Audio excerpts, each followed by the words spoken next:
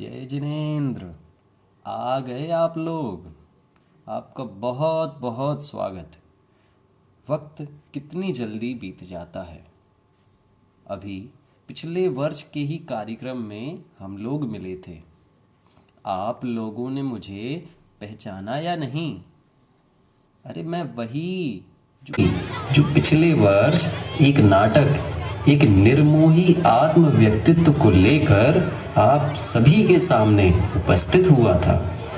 जैसा कि मैंने कहा था कि फिर मिलेंगे कुछ नए संस्मरणों के साथ। तो आइए आज फिर आचार्य श्री 108 विद्यासागर पाठशाला नई बस्ती द्वारा आप सभी का स्वागत करते हुए पुनः एक नई प्रस्तुति के साथ आप सभी के समक्ष प्रस्तुत हैं। तो आप तैयार हैं? एक बात और कहूँगा, कह दूं? बीच में नहीं, पूरा कार्यक्रम देख कर ही जाना। आपका 1 घंटा पाठशाला परिवार का।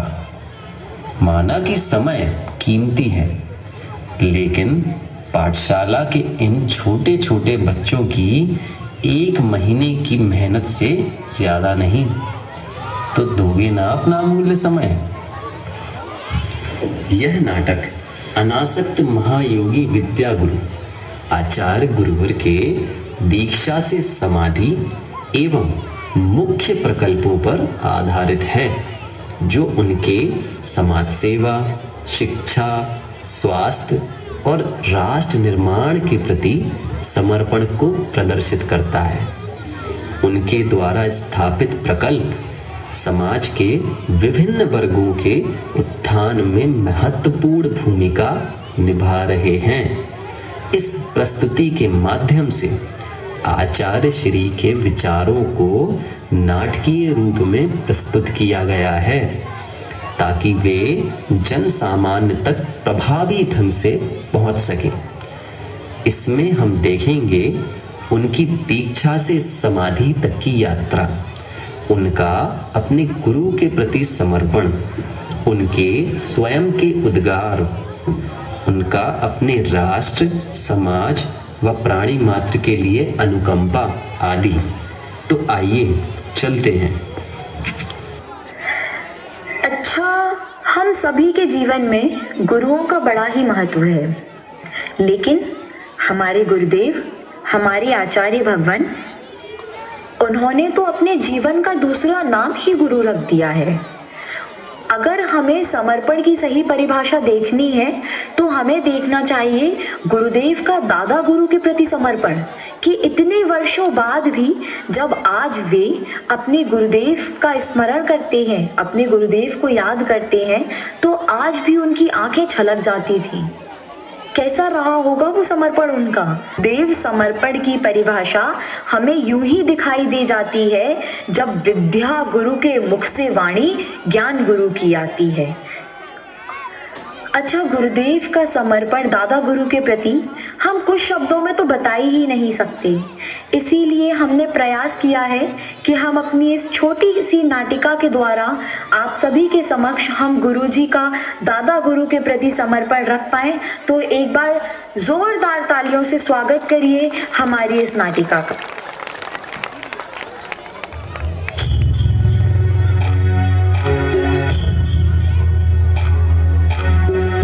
अस्त हो रहे ज्ञान सूर्य ने सोचा था एक दिन की शाम। अस्त हो रहे ज्ञान सूर्य ने सोचा था एक दिन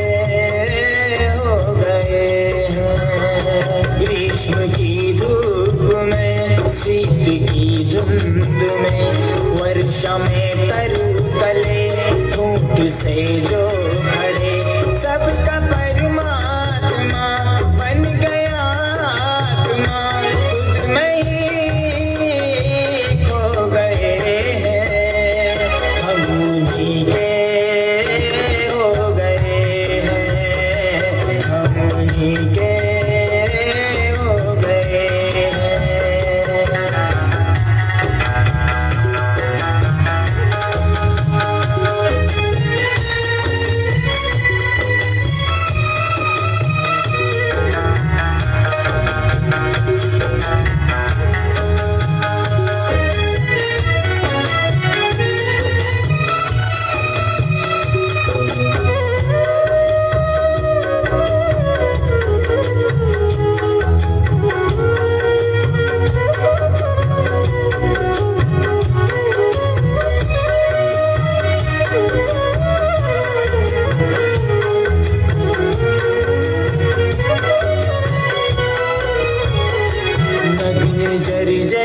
सीधे ज्ञान करुणा सने शाम का सूर्य था कृत्य का बोध था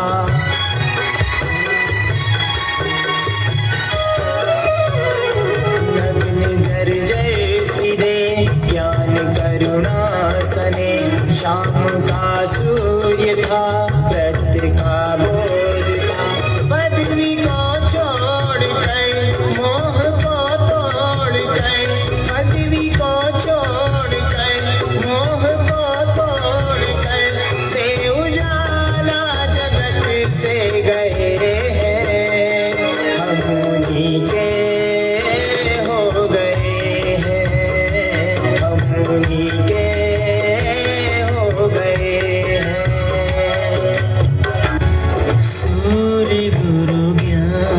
सागर जी स्वर्ग से देखते होंगे सूर्य गुरु ज्ञान के सागर का संग लख हर्षते होंगे सूर्य गुरु ज्ञान सागर जी स्वर्ग से देखते होंगे।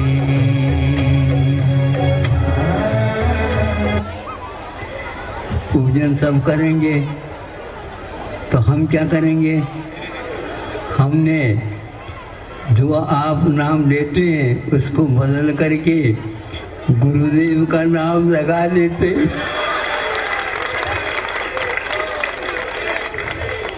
हमें आप गुरु की पूजा करने से मना नहीं कर सकते। पूजन आप बोल रहे हैं, हम नाम बदल करके गुरु जी के चरणों में चढ़ाते चले गए।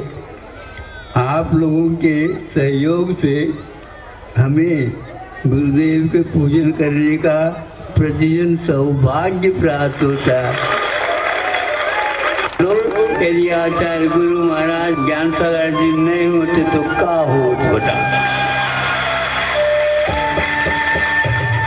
हमारे यहाँ सर महाराज कहते थे, मैं भले ही दूर हूँ लेकिन अपने भावों को तो निकट तक भेजता रहता। ऐसे हमारे ऊपर उन्होंने उपकार किया। हमने कुछ दूसरे के ऊपर उपकार नहीं कर रहा हूँ, उसके बदले में हम उधर का इधर दे रहा हूँ। अहिंसा परमो धर्म। आचार्य गुरुवर्षी विद्यासागर जी महामुनि राज की। तो अभी आपने देखा कि आचार्य श्री विद्यासागर जी महाराज का अपने गुरु के प्रति समर्पण अद्वितीय और प्रेरणादायक है। उनका यह समर्पण गुरु शिष्य परंपरा की महानता को प्रदर्शित करता है और उनका यह समर्पण गुरु जी की दीक्षा से लेकर समाधि तक उनके अंदर देखने को मिला। वे कुछ भी करें लेकिन हर कार्य का श्रेय वे आचार्य ज्ञान सागर जी को ही दिया करते।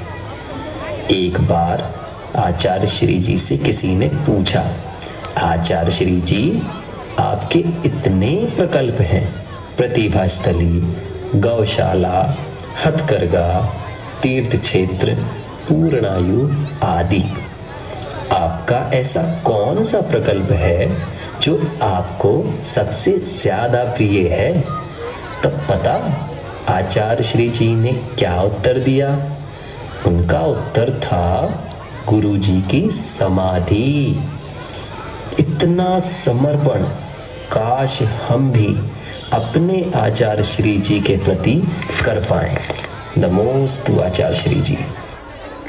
अच्छा, गुरुजी का दादा गुरु के प्रति समर्पण तो हमने देख ही लिया, लेकिन गुरुजी ना कि सिर्फ दादा गुरु के मन की बात जान के उन पे कार्य कर दिया करते थे, बल्कि वे तो हर प्राणी मात्र के मन की बात यूं चुटकियों में ही समझ जाते हैं।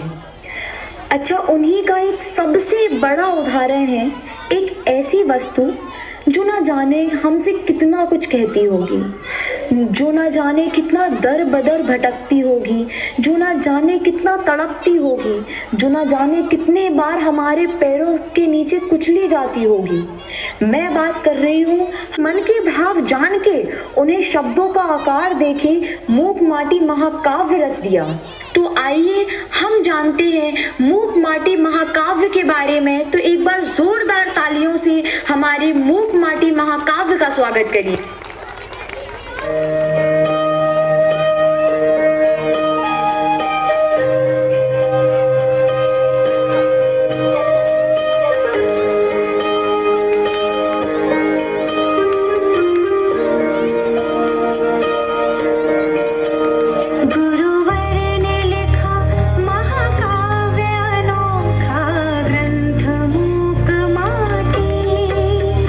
गुरुवर ने लिखा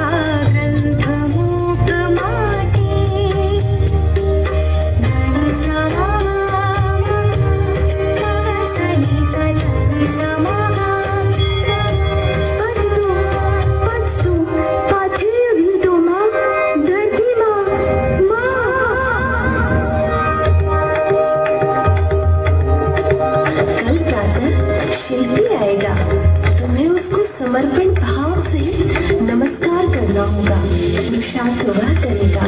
तुम्हें तो मात्र उसकी कला को देखना होगा, स्थिर मन होकर। जब वो आंखें बंद करती है तो मिट्टी की ढेली जैसी है, लेकिन जब आंखें खोल करके आपको देखती है, अरे इसमें भी संवेदन है, इसमें भी कुछ जिज्ञासाएं हैं, और इसमें कुछ ऐसे आत्मविश्वास की बात उभर रही है। वह अपने आप को पतित से पावन बन सकती हूँ, इस प्रकार का संकल्प उसमें आ चुका है।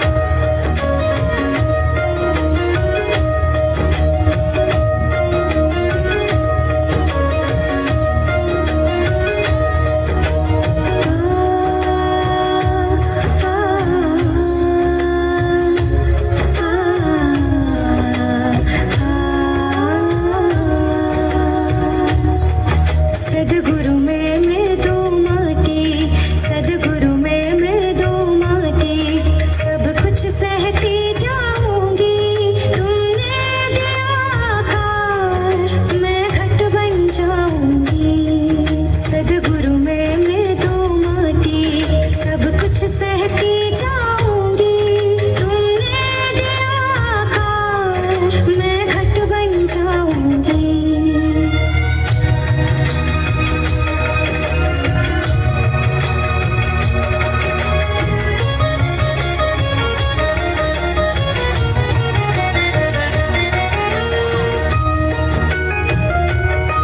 कितनों ने रौंदा मुझको पग पग पर दुख देकर,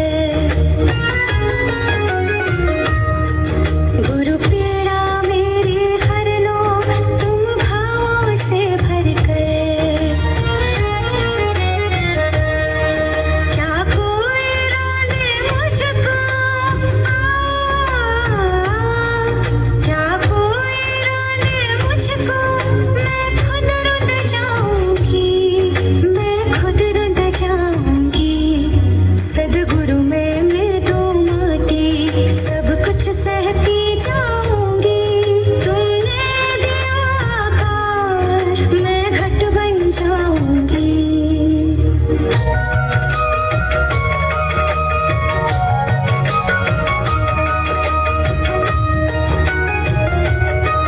कितने ही दुख सहे हैं भाव भाव में घूम के, अब आई शरणा तेरी मैं सब कुछ भूल के। एक बार घुमाओ तुम तो, एक बार घुमाओ तुम तो, मैं घूम जाऊंगी, मैं घूम जाऊंगी। सदगुरु में मृदु माटी, सब कुछ सहती जाऊंगी। तुमने दिया आकार, मैं घट बन जाऊंगी।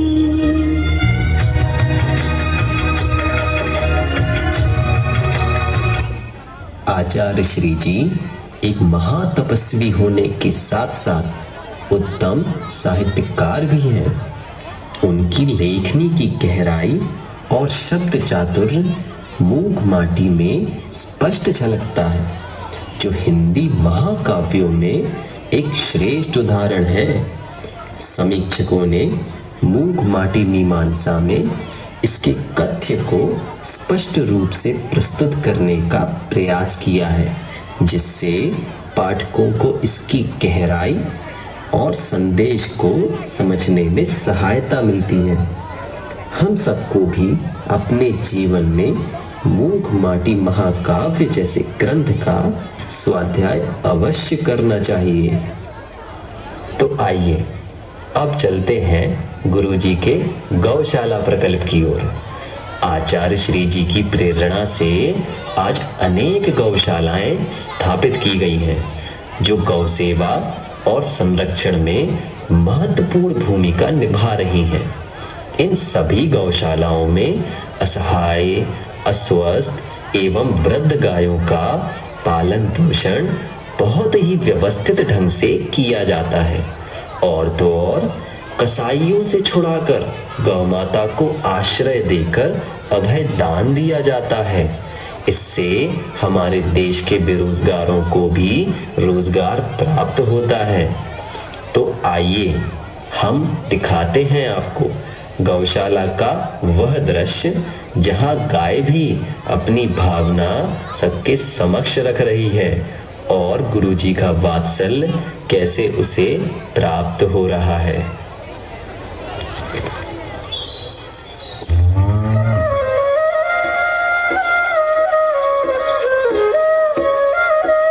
नमस्ते, मेरा नाम देवकी है और मैं शांतिधारा गिर गौशाला में रहती हूँ। यह क्या, आपको शांतिधारा नहीं पता? चलो कोई बात नहीं, मैं बताती हूँ, पर इससे पहले यह तो जान लो कि यह बनी क्यों। आइए ले चलती हूँ आपको 60-70 साल पहले, जब मेरी जाति का बहुत उपयोग किया जाता था, या फिर यूँ कह लो कि गांव में लोगों का जीवन मेरे बिना चलता ही नहीं था। उनका खान पान, रहन सहन, खेती किसानी, दवाइयाँ, सब कुछ मेरे इर्द गिर्द ही था और वो लोग मुझे अपने परिवार का एक अहम हिस्सा समझते थे। और फिर आया हरित क्रांति का दौर। क्रांति क्या जी, भ्रांति थी वो तो। लोगों ने ज्यादा फसल के लालच में मेरे गोबर और मूत्र को खेतों में उपयोग करना बंद कर दिया। मेरे बैल भाइयों को खेतों में जोतना बंद कर दिया और ज्यादा दूध के लालच में विदेशी नस्लों की गाय ले आए और मेरी जाति को कर दिया बाहर। इस सब का मानव जाति को क्या परिणाम मिला, यह तो आपको मालूम ही होगा। आजकल दाल रोटी खाने वाले सामान्य लोग भी बेउम्र ही बड़ी बड़ी बीमारियों से जूझ रहे हैं और किसान वो तो आत्महत्या करने के लिए मजबूर हो रहा है। ये सब देखते हुए धरती के देवता और करुणा के भंडार जैन संत आचार्य श्री विद्यासागर जी महाराज जी के मन में शांतिधारा की स्थापना का भाव आया और सन 2010 में मध्य प्रदेश के सागर जिले में स्थित बीना बारह अतिशय क्षेत्र में शांतिधारा प्रारंभ हो गई। क्षेत्र की समूची जैन समाज ने गुरुदेव के इन भावों की अनुमोदना की और तन मन धन से सहयोग किया। शांतिधारा में हमारी पूरी प्रजाति के साथ बहुत ही वात्सल्य के साथ व्यवहार किया जाता है। हम जब दूध देना बंद कर देती हैं, तो भी हमारा संरक्षण किया जाता है। हमें कसाई खाने नहीं भेजा जाता। आप ही बताइए, जिसने जीवन भर आपको अपना दूध पिलाया हो, क्या आप उसे बुढ़ापे में मरने के लिए भेज देंगे? और तो और हमारे बछड़ों को भी समान वात्सल्य मिलता है। बछड़े से याद आया, कृष्णा, इससे मिलिए। ये है कृष्णा, मेरा सबसे बड़ा बेटा। ये आज देसी गौवंश के संवर्धन में बहुत महत्वपूर्ण भूमिका निभा रहा है। शांतिधारा में मुझे किसी बात का डर नहीं है। मुझे रसायन मुक्त वातावरण में स्वतंत्र विचरण करने का मौका मिलता है। अपने बच्चों के साथ प्रेम करने का मौका मिलता है। मेरा दूध पर्याप्त मात्रा में सबसे पहले मेरे बच्चों को पिलाया जाता है। मेरे दूध को आप लोग A2 दूध के नाम से जानते हो, जिसके ढेर सारे फायदे वैज्ञानिकों ने बताए हैं। इस दूध में ओमेगा 3 फैटी एसिड एवं अन्य लाभकारी प्रोटीन आदि पाए जाते हैं, जो कि आज के समय में होने वाली प्रायः सभी घातक बीमारियों का रामबाण इलाज है और रोग प्रतिरोधक क्षमता को सशक्त करने वाले हैं। एक प्रकार से उसको प्रमाण पत्र मिला है। गाय जैसे वात्सल्य अंग के धारक और कोई नहीं हो सकता। सबको अपनाता चला जाता है और आपको बड़ा करके खड़ा कर दिया गया। ये वो गाय का चमत्कार आप लोगों का नहीं, ध्यान रखो। क्या है वो? या श्री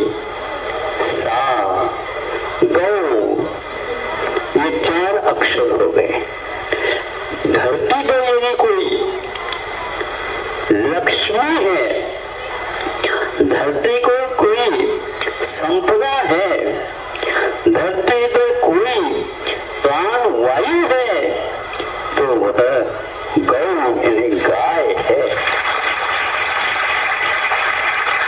ये जीवन ही कविता में मुझे कदर हो गया जीवन।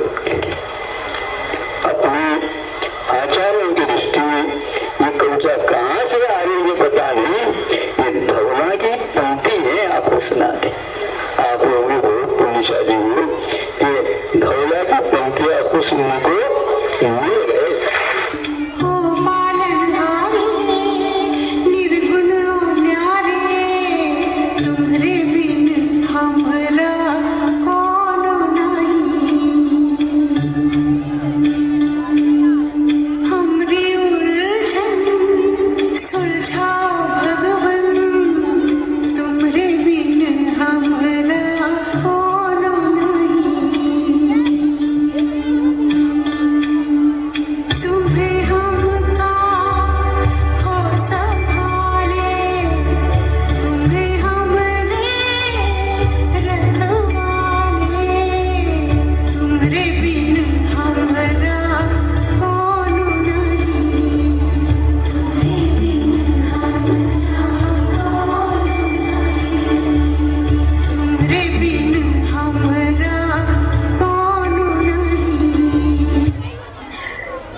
सुंदर रूप से दिखाया है गौशाला की इस प्रस्तुति को। अच्छा, हमारे गुरुदेव भी कमाल है ना। जहाँ हम इंसान एक दूसरे के भाव नहीं समझते, वहाँ हमारे गुरुदेव ने इन मूक प्राणियों के भाव समझे। और जैसे हमारे सर के ऊपर छत है, हम सभी अपने घरों में रहते हैं, ऐसी इन मूक प्राणियों के लिए गुरुदेव ने एक घर बनवाया। और इससे हमें यही शिक्षा मिलती है कि हमें ना कि सिर्फ खुद के, परंतु हमें पर कल्याण के भाव रखने चाहिए और हमें दूसरों के हित के लिए भी हमेशा हमेशा आगे रहना चाहिए। हमें ना हथकरघा का नाम तो आप सभी ने सुना ही होगा। बोलिए, सुना है ना। हमारे आचार्य श्री जी ने हथकरघा उद्योग को प्रोत्साहित करने के लिए महत्वपूर्ण योगदान दिया है। वे मशीन निर्मित वस्त्रों की तुलना में हाथ से बुने हुए वस्त्रों को अधिक सात्विक और पवित्र मानते हैं। उनका मानना है कि हाथ से बनाए गए वस्त्र न केवल पर्यावरण के अनुकूल होते हैं, बल्कि यह रोजगार का भी एक सशक्त माध्यम है, जिसमें पुरुष तो पुरुष, महिलाएं बहनें भी कार्य करके अपना जीवन यापन कर रही हैं।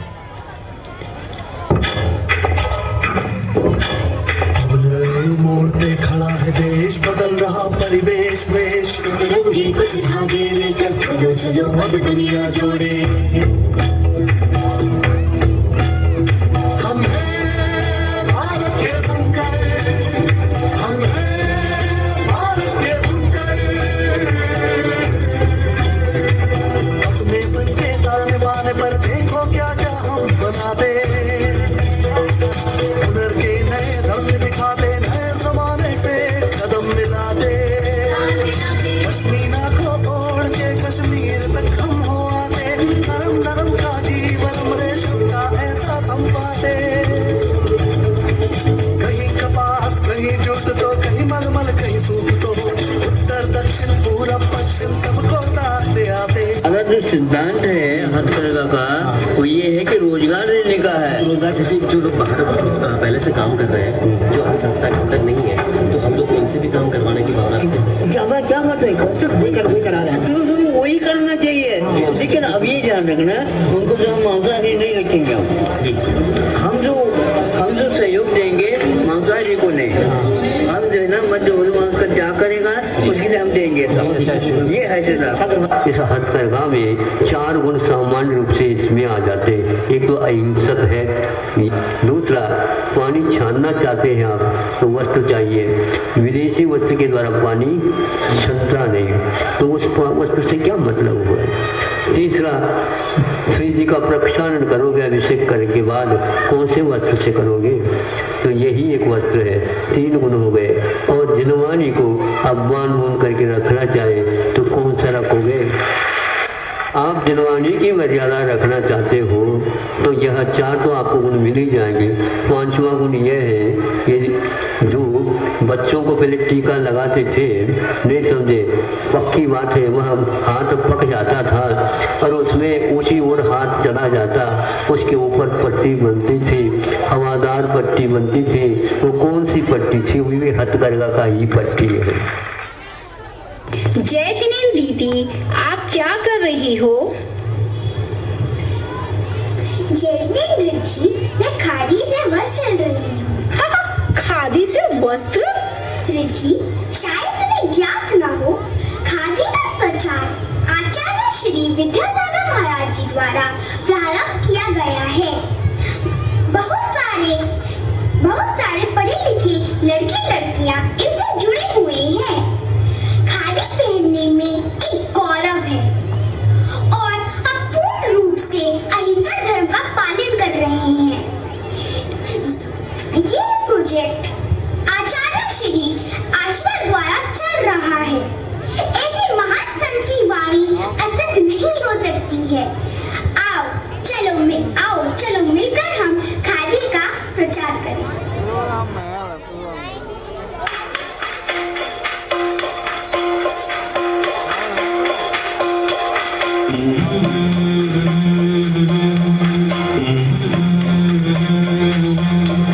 ये जो खटखट की आवाजें हैं, इनसे आती है मेहनत की मीठी सी धुन। सूती कपड़ों के रेशों सी होती है हर दिन हम सब की तकदीरें भी बुन। ये है मेहनत की धुन, ये है मेहनत की शब्दान है, सच्चा विधान है, स्वावलंबन की मीठी सी धुन। ये है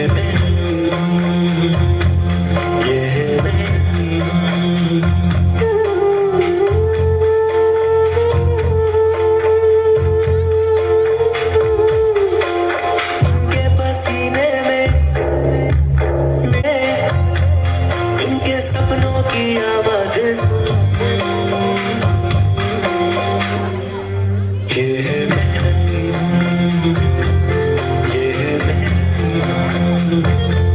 ये जो खटखट की आवाजें हैं, इनसे आती है मेहनत की मीठी सी। सूती कपड़ों के रेशों सी होती है हर दिन हम सब की तकदीरें भी बुन। ये है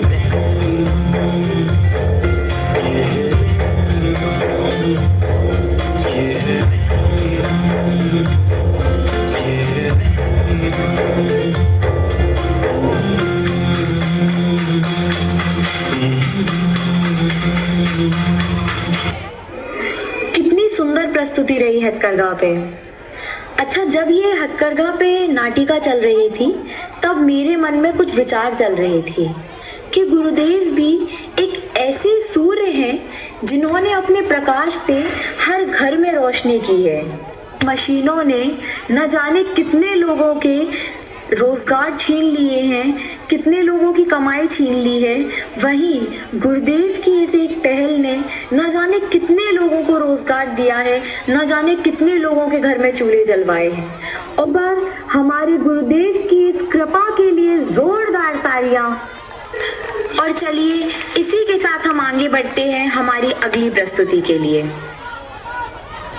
हमारे प्यारे देश प्रेमियों, इस एक्ट को देखने से पहले बोलिए भारत माता की जय, क्योंकि इस एक्ट का नाम है इंडिया नहीं भारत बोलो।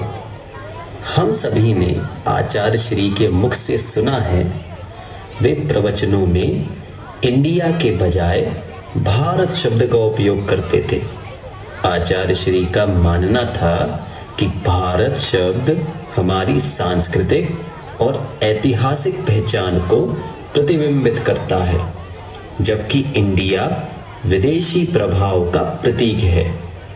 आचार्य और विदेशी भाषाओं को ज्ञान प्राप्ति का साधन मात्र मानना चाहिए, न कि उन्हें अपनी भाषाओं के ऊपर रखना चाहिए। उसके लिए हम सभी को अपने देश का नाम अपनी मातृभाषा में बोलना चाहिए।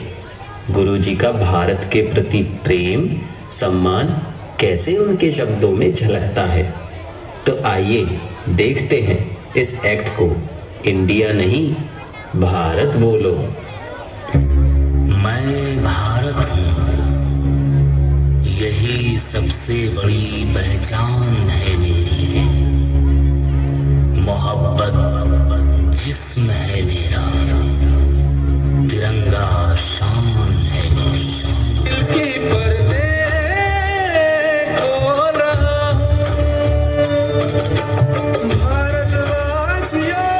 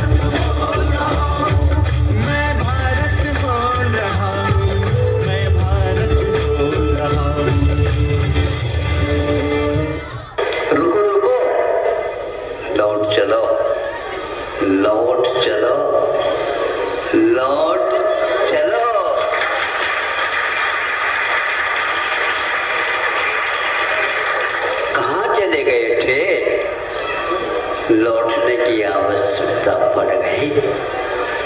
लौटना बहुत कठिन होता है, लेकिन दृढ़ संकल्प ले ले।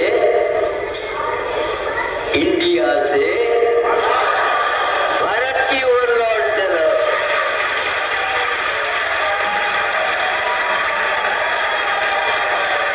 इंडिया से भारत की ओर लौट चलो। भारत में हुआ है, अन्यत्र कहीं भी नहीं, न होगा। भारत भी कुछ है। अरे कुछ क्यों कहते हैं, सब कुछ है। तो इस घंटा उस ध्वजा की रक्षा के लिए समर्पित होते रहना। प्राण जाए पर प्राण नहीं जाए, यही रीत रघुकुल से आए।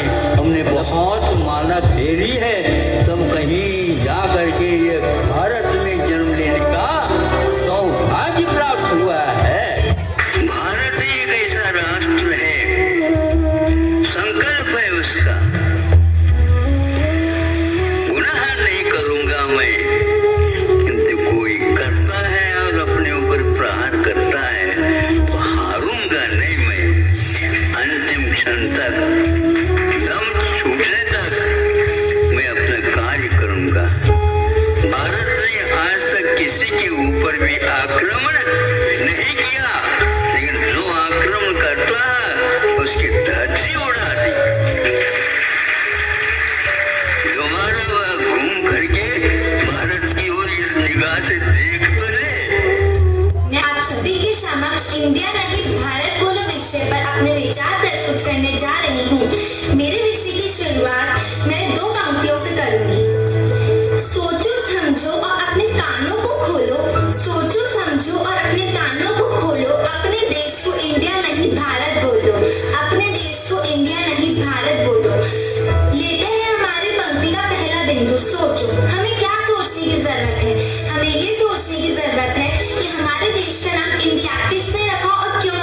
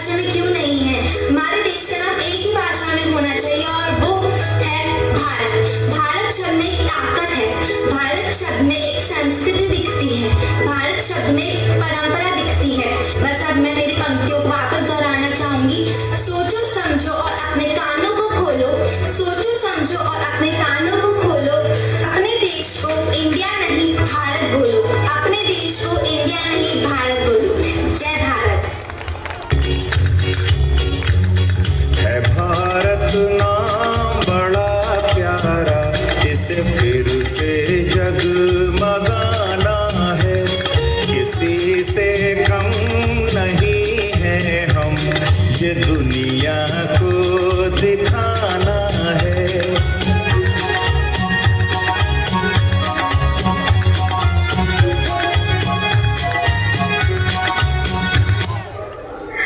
हमारे गुरुदेव को ऐसे ही थोड़ी ना राष्ट्र संत कहा जाता है। गुरुदेव ना कि सिर्फ जैन समुदाय की, बल्कि वे तो पूरे भारत के बारे में सोचते हैं। वे तो पूरे भारत के कल्याण में लगे हुए हैं।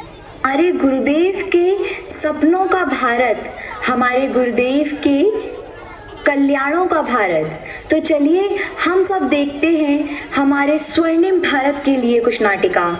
हमारे भारत में 74 लाख से भी ज़्यादा जड़ी बूटियों के पौधे हैं, जिसके में हर एक बीमारी का उपाय है। गुरुदेव उन जड़ी बूटियों को वापस लेकर आए हैं, और जैसा इसका नाम है पूर्णायु, वैसा ही आयुर्वेद काम करती है हमारी पूर्ण आयु के लिए। तो आइए एक बार जोरदार तालियों से स्वागत करिए हमारी इस पूर्णायु की प्रस्तुति। कल एक लेख सुनने में आया, आज तक ये 1.5 साल में जो विश्व के कोने कोने में प्रत्येक देश में ये महामारी जो फैली, इसके बारे में कोई देश आकर के ये नहीं कह रहा ये इसका दवाई है अथवा इसी वजह से ये रोग उत्पन्न हुआ है, इसी के वो पल्ले नहीं पड़ा। किंतु फिर कौन सा अच्छा है, तो सर्वश्रेष्ठ माना गया है ये आयुर्वेद। क्या आयुर्वेद में दवाई मिली है क्या? पूछने वाले सामने पूछता है। हम कहाँ कह रहे हैं दवाई मिली, किंतु इतना अवश्य है उस महामारी को लड़ भिड़ करके, उससे हम लड़ भिड़ करके उसकी शक्ति को क्षीण करने की क्षमता आयुर्वेद के पास है, और रोग निरोधक शक्ति का उपार्जन यदि करते हैं आप लोग, निश्चित रूप से उससे बच सकते हैं। मतलब ये हुआ इसके पास इतने गुण हैं, इसके पास इतनी क्षमता है, और वह उन क्षमता और गुणों के माध्यम से उसकी शक्ति को कमज़ोर किया जाता है, और कमज़ोर करने से ही अपना काम अपने आप हो जाता है। ये आयुर्वेद में स्पष्ट लिखा हुआ है। इस शरीर के माध्यम से हम बहुत कुछ अच्छे कार्य करते हैं, मोक्ष मार्ग में भी यह शरीर काम करता है। उनके लिए भी यहाँ के औषध अवश्य काम में आ सकता है। ऐसे यदि काम करते हो तो इसके साथ साथ शुद्ध औषधियों के निर्माण और शुद्ध औषधियों को वितरण करने का कार्यक्रम, वैद्यों को तैयार करना और छात्र छात्राओं को वहाँ पर विद्यालय के में भर्ती करा करके उनको इस आदर्श कार्य जो कि यह एक प्रकार से लुप्त प्राय हो रहा था, और आप लोगों ने इसको बीड़ा उठाया है। प्रभु से प्रार्थना करते हैं कि इसका नामकरण क्या हो जाए। देखो कोई अजर अमर बन करके तो आता नहीं है, लेकिन फिर भी हम अजर अमर बनने की प्रक्रिया को तो अपना सकते हैं। इसलिए सुनने में आया था भोपाल इत्यादि में चिरायु है ना, चिरायु। चिरायु का अर्थ क्या होता? बहुत दिन तक बना रहे, बन नहीं सकता, क्योंकि शरीर चिरायु तो हो नहीं सकते। इतना अवश्य है इसका नामकरण पूर्णायु आयुर्वेद चिकित्सालय। आज पूरा विश्व स्वास्थ्य संरक्षण की ओर बढ़ रहा है, और इस स्वास्थ्य संरक्षण में आयुर्वेद ने अहम भूमिका निभाई है। जब पूरा विश्व वैश्विक महामारी की चपेट में त्रस्त हो रहा था, सभी चिकित्सक वैज्ञानिक महामारी से निजात पाने के लिए एड़ी चोटी का जोर लगा रहे थे। तब भारत अपने आयुर्वेद का खजाना खोल संपूर्ण विश्व में हल्दी और सौंठ का निर्यात कर रहा था। आज हमें जरूरत है स्वयं को देखने की, अपने इतिहास को, अपने खजाने को, अपने आयुर्वेद को जानने की। आज जब हम अपनी संस्कृति को भूलकर पाश्चात्य संस्कृति की ओर भागते जा रहे हैं, तब एक युग दृष्टा, एक करुणा के सागर, एक तपस्वी संत, जिन्हें विश्व राष्ट्र संत आचार्य श्री विद्यासागर जी मुनि महाराज के रूप में जानता है, संस्कृति, स्वास्थ्य और जीवन के संरक्षण उसकी पूर्णता के लिए पूर्णायु नामक संरक्षक लाए हैं, जो विश्व की संस्कृति, स्वास्थ्य और जीवन की रक्षा करेगा। पूर्णायु आयुर्वेद चिकित्सालय एवं अनुसंधान विद्यापीठ प्राचीन आयुर्वेद एवं आधुनिक तकनीकी का अद्भुत संगम है। पूर्णायु आचार्य श्री जी की दृष्टि का, उनके चिंतन का अद्भुत परिणाम है। आइए कविता के माध्यम से जानते हैं पूर्णायु को आस्था के अल्फाज में। आयु पुण्य से जो मिले, दुर्लभता से जो कली खिली, पल्लवित होती रहे, शुभ बीज बोती रहे, पूर्ण संरक्षण प्राप्त हो, जब साथ आप्त हो, आगम आयुर्वेद का प्राचीन संगम, पूर्णायु गुरु दृष्टि का विश्व विहंगम, अहिंसक चिकित्सा है सुखकारी, साक्षात धन्वंतरी गुरुदेव उपकारी, जीव दया का रूप है पूर्णायु, भारत का इतिहास है पूर्णायु, स्पष्ट वर्तमान है पूर्णायु, सुरक्षित भविष्य है पूर्णायु, उम्मीद की किरण है पूर्णायु, पूर्ण विद्या है पूर्णायु, निरोग छत है पूर्णायु, निस्सीम कृपा है पूर्णायु, निरामय श्वास है पूर्णायु, शीतल छांव है पूर्णायु, पूर्ण तत्व पूर्ण अर्थ लिए पूर्ण है पूर्णायु। तो देखा कैसे व्यक्ति पूर्णायु चिकित्सा की ओर अब वापस लौट रहा है। सब गुरुजी की ही देन है।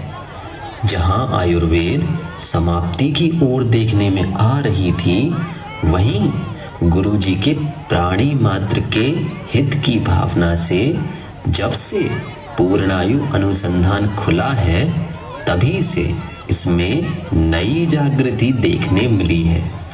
इसके अतिरिक्त आचार्य श्री की प्रेरणा से कई छात्राओं ने आयुर्वेद पाठ्यक्रम में प्रवेश लेकर इस प्राचीन चिकित्सा पद्धति के अध्ययन और प्रसार में योगदान दिया है, और बड़ी बड़ी बीमारियों को भी अब व्यक्ति पूर्णायु आयुर्वेद चिकित्सा से सही उपचार माध्यम से दूर कर पूर्ण स्वस्थ होकर अपनी आयु को पूर्ण कर रहा है।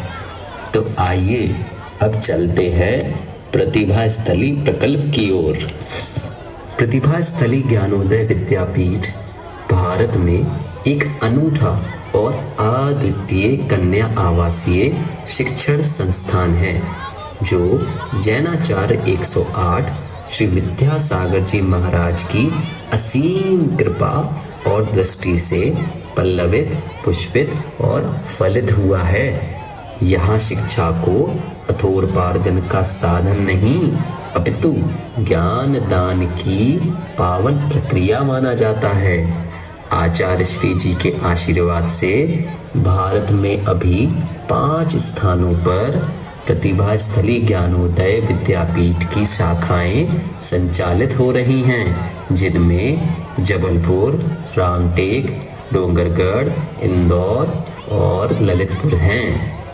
इन शाखाओं का मुख्य उद्देश्य भारतीय संस्कृति, संस्कारों और शिक्षा को बढ़ावा देना है। यहाँ छात्राओं को शिक्षा के साथ साथ जीवन जीने की कला भी सिखाई जाती है। तो आइए देखते हैं गुरुजी की छांव प्रतिभा स्थली।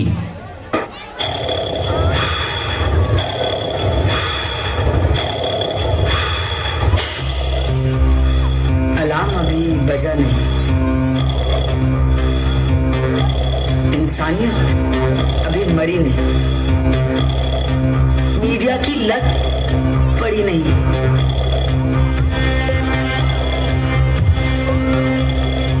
लड़की अभी भागी नहीं और हैवानियत अभी जागी नहीं। फास्ट फूड से शरीर सड़ा नहीं, मोबाइल का भूत चढ़ा नहीं, अपनों में पंगा हुआ नहीं, देश में दंगा हुआ नहीं, और फिलहाल अलार्म अभी बजा नहीं। इंसानियत को मरने तो दो, मीडिया की लत पड़ने दो, लड़की को भागने दो, और हैवानियत जरा जागने तो दो।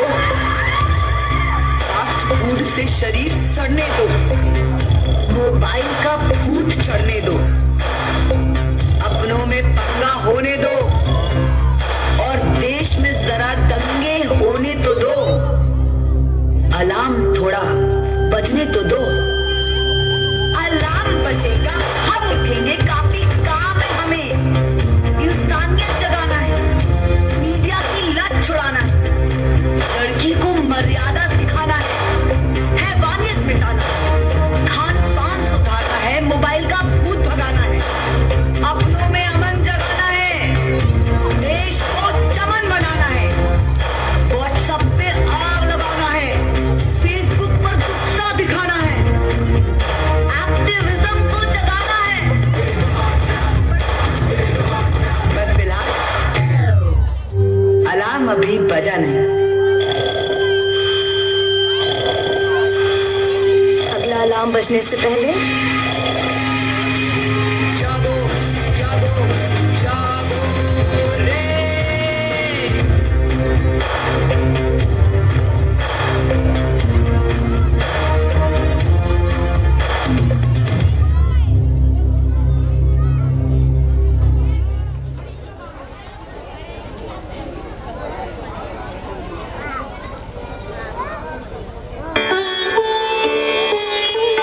प्रतिभास्थली ज्ञानोदय विद्यापीठ आचार्य श्री विद्यासागर जी महाराज की आशीर्वाद की फलश्रुति है। ये गुरुकुल भारतीय जीवन मूल्यों पर आधारित समाज व राष्ट्र के उत्थान का ऐसा केंद्र है जहाँ कन्याओं का सर्वांगीण विकास किया जाता है। यहाँ शिक्षा का लक्ष्य जीवन का निर्वाह नहीं, जीवन का निर्माण करना है। प्रतिभास्थली का उद्देश्य छात्राओं को संस्कारित करना, स्वस्थ शरीर का विकास करना, राष्ट्रीय व अंतर्राष्ट्रीय भाषाओं जैसे हिंदी, संस्कृत व अंग्रेजी में पारंगत करना, कन्याओं को स्वावलंबी बनाना, पारिवारिक, सामाजिक व राष्ट्रीय उत्तरदायित्वों का ज्ञान कराना, आध्यात्मिक स्तर को ऊंचा उठाना। प्रतिभास्थली प्रणेता आचार्य श्री विद्यासागर जी महाराज को हम नमन करते हैं।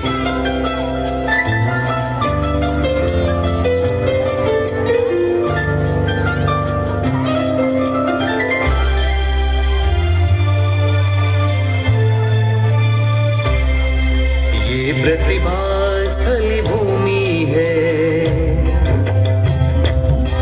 ये प्रतिभास्थली भूमि है, जहाँ जीवन का आधार मिले, निज परिवार समाज देश को सद्विद्या का द्वार मिले। ये प्रतिभास्थली भूमि है, जहाँ जीवन का आधार मिले, निज परिवार समाज देश को सद्विद्या का द्वार मिले। ओ भारत प्रतिभारत, ओ भारत प्रतिभारत, ओ भारत। हाय धारा, कहाँ थी? इतने दिनों से, बहुत दिनों बाद दिखी। हाय वान्या, वो एक्चुअली मैंने प्रतिभास्थली में एडमिशन लिया है, इसलिए अब मैं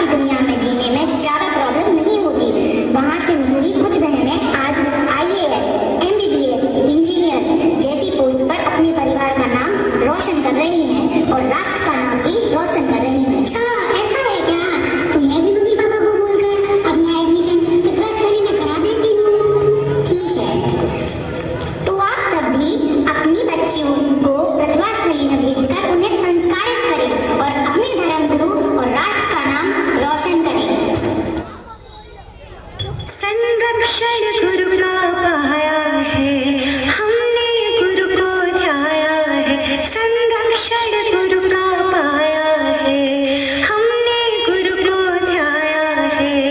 गुरु के संस्कारों से गुरु ने गुरुकुल यहाँ बनाया है। संरक्षण गुरु का पाया है।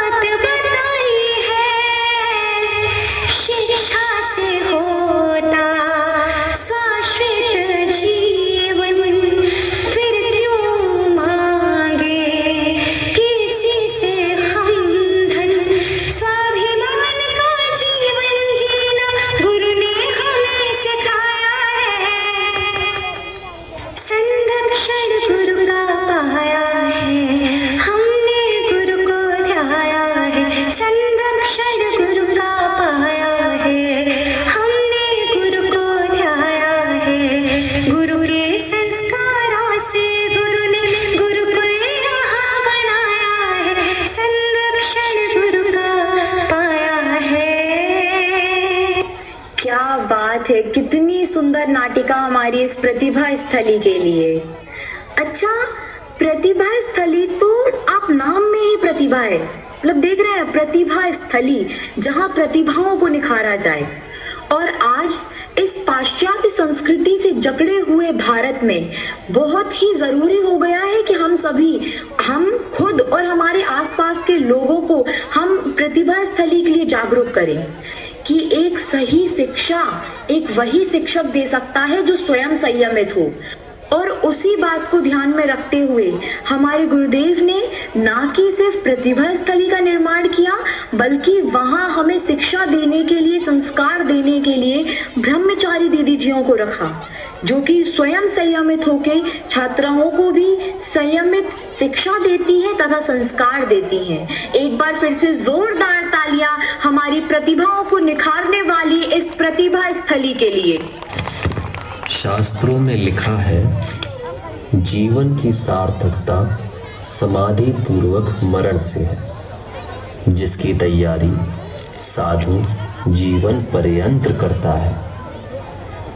एक समय ऐसा आया जब हमारे गुरुदेव ने अपने शरीर में असाध्य रोग जानकर अपनी आत्मा के उद्धार के लिए उत्कृष्ट समाधि को धारण कर लिया और पूर्ण चेतना के साथ पंच परमेष्टि के ध्यान के साथ आचार्य श्री जी ने 17 फरवरी 2024 की रात्रि 2:35 पर इस नश्वर देह को त्याग दिया।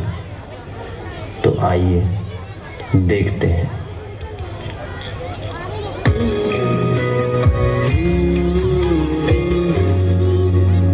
संत ना देखा ऐसा ग्रंथ ना देखा, संत ना देखा ऐसा ग्रंथ ना देखा, जिनके जीवन का है पन्ना,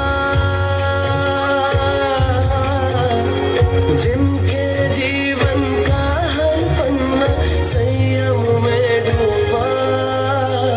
संत ना देखा ऐसा ग्रंथ ना देखा, संत ना देखा ऐसा ग्रंथ ना देखा।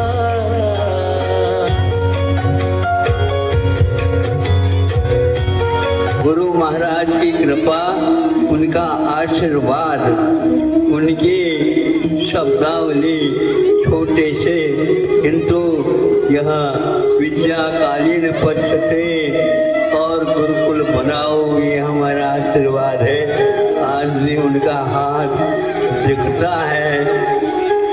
को देख कर के ही सब कुछ काम होते हैं।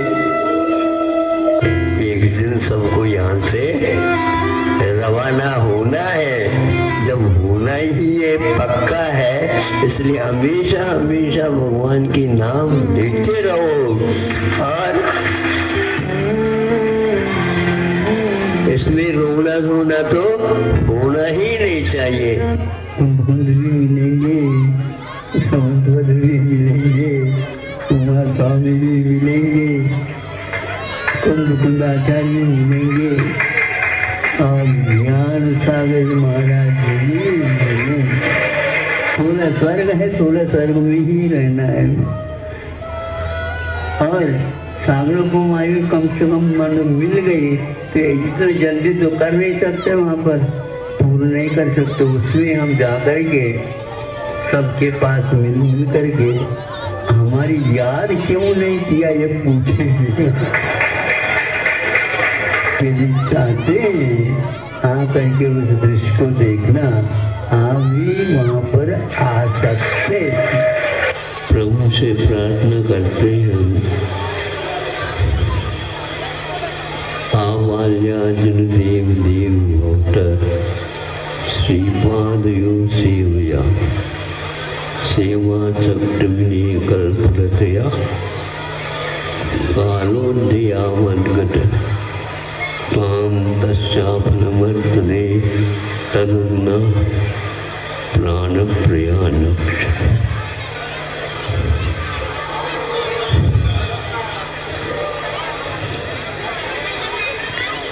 नाम प्रतिबद्ध वर्ण पठने कंठोत्कुल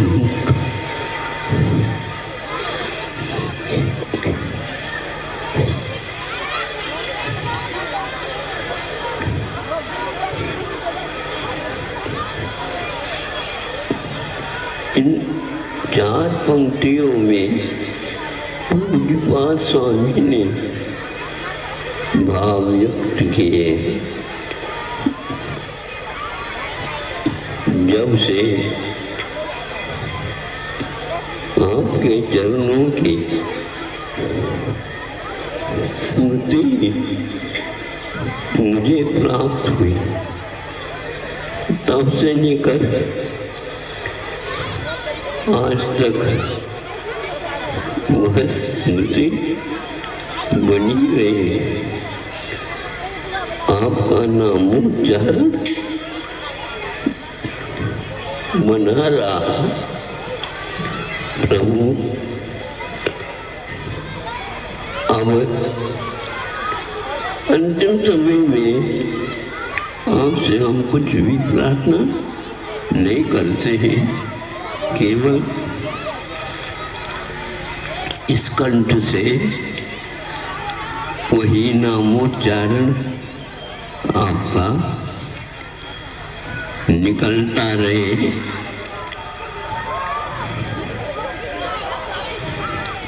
और कुछ भी इच्छा नहीं है जीवन में। जो कोई भी पुण्यार्जन हुआ उस सब का मुझे कोई भी वास्ता नहीं, सब नश्वर है, किंतु उस पुण्य से जो बंधा हुआ है वह सारा सारा आपके ही चरणों में नामोच्चारण के साथ विसर्जित हो। वो मेरे कर्मों को जो अप्रशस्त है सबको वह नष्ट करेगा, ये विश्वास आपके नामोच्चारण से ही मुझे प्राप्त है। ये कंठ जो अभी बोलने में सक्षम नहीं रहा, फिर भी आपके नाम स्मरण करने से उसमें थोड़ी सी शक्ति। भैया मैं जा रहा हूँ, मेरे लिए अब कोशिश मत करो, ज़्यादा तेल भी डाल दोगे तो भी मैं नहीं जल पाऊंगा। एक आपको देख के हंसते हम जीवन जी सकते हैं, देख आपको तन पीड़ा में हम सांस नहीं ले सकते हैं। जीवन रोशन किया आपने, हम एक दीप न दे पाए। जीवन रोशन किया आपने, हम एक दीप न दे पाए। उम्र हमारी है बड़े बाबा, विद्या गुरु को लग जाए, छोटे बाबा को लग जाए। नमो हरिहंताणं नमो सिद्धाणं नमो आर्याणं नमो वैकपायाय नमो सर्वजातं नमो हरिहंताणं नमो सिद्धाणं नमो आर्याणं नमो वैकपायाय नमो सर्वजातं नमो हरिहंताणं नमो सिद्धाणं नमो आर्याणं नमो वैकपायाय नमो सर्वजातं। कृपा की जिनकी हम भक्तों पर की पावन छाया, आज वो छूट गया साया, आज वो छूट गया साया। जिनवर के समरूपी जैसी थी जिनकी काया, आज वो छूट गया साया, आज वो छूट गया सा। सिद्ध नाम सत्य है, निहंत नाम सत्य है। सिद्ध नाम सत्य है, निहंत नाम सत्य है। पीछे पीछे दूर तक दिख रही जो भीड़ है, पंछी शाख से उड़ा खाली पड़ा नीर है। शब्द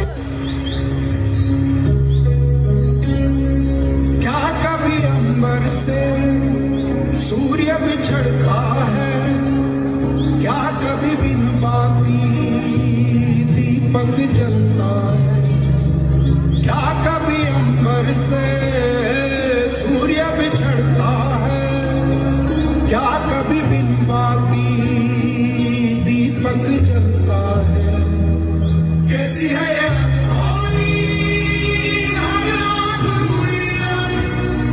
छोड़ गया जो तू, कैसे जिएंगे हम। तू ही किनारा, तू ही सहारा, तू जग सारा, तू ही हमारा सूरज, तू ही तारा।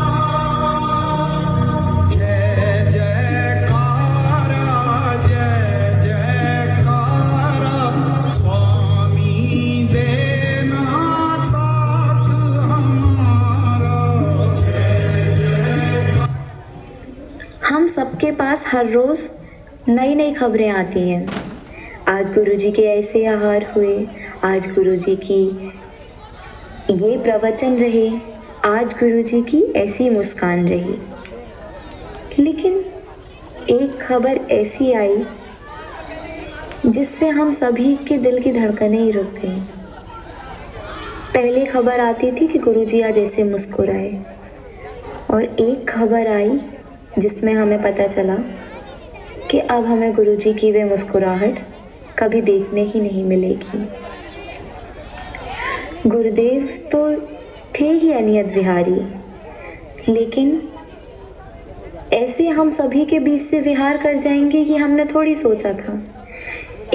वैसे हमेशा हमें अचानक से ही खबर मिलती थी कि गुरुदेव का विहार हो गया, लेकिन जिस जगह उनके विहार का गम होता था तो दूसरी जगह उनकी आगवानी की खुशी भी। लेकिन ये खबर उनके विहार की एक ऐसी आई कि पता चला कि ये उनका हम सबके बीच से अंतिम विहार था। एक ऐसा विहार जिसकी अब आगवानी नहीं होगी। आचार्य श्री विद्यासागर जी महाराज की समाधि के बाद पूरे जैन समाज में शोक की लहर दौड़ गई। उनके अनुयायियों ने, जैन ही नहीं जैनोत्तर बंधुओं ने, साधु संतों ने इसे अपूरणीय क्षति माना। आचार्य श्री जी का जाना यानी विद्या सूर्य का अस्त होना। किसको पता था कि 18 फरवरी 2024 की सुबह हम सभी के जीवन में प्रकाश होते हुए भी अंधकार लाएगी। याद करो वह जब आपको वह खबर मिली। सोचा भी नहीं था कभी ये दिन भी आएगा, तेरे चरणों की रज के बिना जीवन ढल जाएगा। हर रोज मेरी आँखें इस आस में खुलती है, तेरी एक झलक पालो सौभाग्य हमारा है। संसार के विषयों में मन को उलझाया है, तेरे दर पे जो आ ना सका दुर्भाग्य हमारा है। संसार के विषयों में सुबह सुबह आप लोग उठे नहीं थे, उससे पहले ये तो ठीक नहीं हुआ। अनंत काल के लिए जा रहे हो और इन हम लोगों को अनाथ छोड़ करके जा रहे हो। उन्होंने कहा मैं जाऊंगा तभी दूसरे और तीर्थंकर यहाँ पर आएंगे। हाँ। सुन लो परमात्मा एक मेरी प्रार्थना, आप जैसी ही हो मेरी आराधना, आप जैसा बनो। जग से संयम लिया, धन शासन किया, दूसरों के लिए अपना जीवन जिया। आप जैसा जियो, आप जैसा जियो, आप जैसा बनो। प्रतिभा स्थली का आंगन सोना, हथकर घाहे शांति धारा और पूर्णायु को शुभाशीष दे कौन इंडिया नहीं भारत।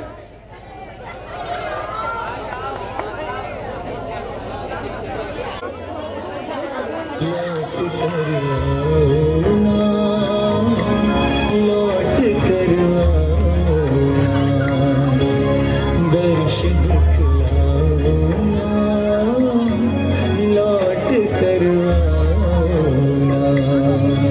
सदा आपकी स्मृतियों में हम सब खोए रहते हैं। नित्य तुम्हारे पुनः दर्श के भाव संजोए रहते हैं।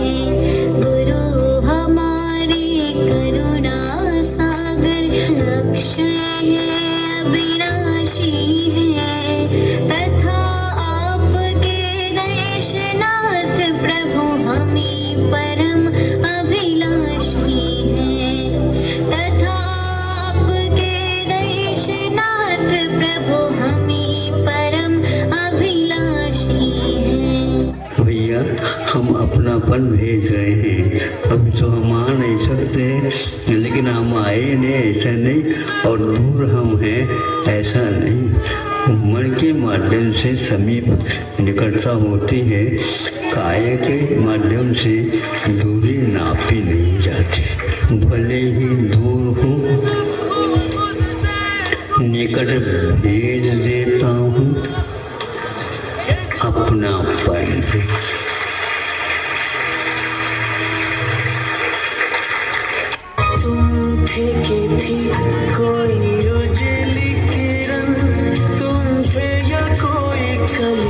मुस्काई थी। सपनों का था सावन, तुम थे के खुशियों की घटा छाई थी। तुम थे के था कोई फूल खिला, तुम तेरा मिला था मुझे नया जहां। तेरे उपकारों का गुरुवर रोम रोम आभारी है। तेरे उपकारों का गुरुवर रोम रोम आभारी है। मेरा रोम रोम आभारी है। क्योंकि ये किसी साल या जमाने की बात नहीं है। मैं तो हर जन्म से तुझे ही पुकार रहा हूँ, तेरा ही दीवाना हूँ, और अपने आने वाले हर जन्म में तुझे ही पुकारूंगा और तेरा ही दीवाना रहूंगा। मेरी हर सांस में तेरा नाम, हर सांस में। तो चाहे नया साल आए या नया जमाना, हर चीज की शुरुआत तेरे साथ से हुई है और हर चीज का अंत भी तेरे साथ से हुआ है। ये साल खत्म भी तेरे साथ से हुआ है और अगला साल शुरू भी तेरे साथ से होगा। तुझे देखे बिना तो मरूंगा भी नहीं बाबा, तुझे देखे बिना तो मरूंगा भी नहीं। विद्या गुरु एक ऐसे सूर्य हैं जो कभी अस्त हो ही नहीं सकते। जिस प्रकार सूर्य आसमान में रहता तो हमेशा है, लेकिन कभी कभी ऐसा होता है कि हमें नहीं दिखता। इसका मतलब ये नहीं रहता कि वो वहाँ है नहीं। उसी प्रकार हमारे गुरुदेव हमेशा हमारे साथ हैं। आचार्य श्री एक महान दार्शनिक, संत और समाज सुधारक थे, जिनकी विचारधारा ने जनमानस को सत्य, अहिंसा, करुणा और आत्म संयम की ओर प्रेरित किया।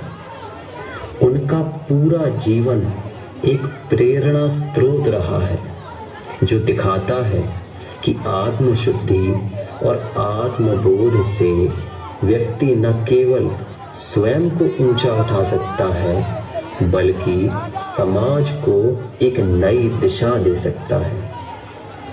उनका शारीरिक रूप अब नहीं है, लेकिन उनके विचार, उपदेश और प्रेरणा सदैव जीवित रहेंगे। आचार्य श्री के प्रति हम सभी का समर्पण बना रहे। गुरु जी के चरणों में बारंबार नमन करते हुए बोलिए अनासक्त महायोगी विद्या गुरु आचार्य श्री 108 विद्यासागर जी महाराज की जय। जय जिनेंद्र।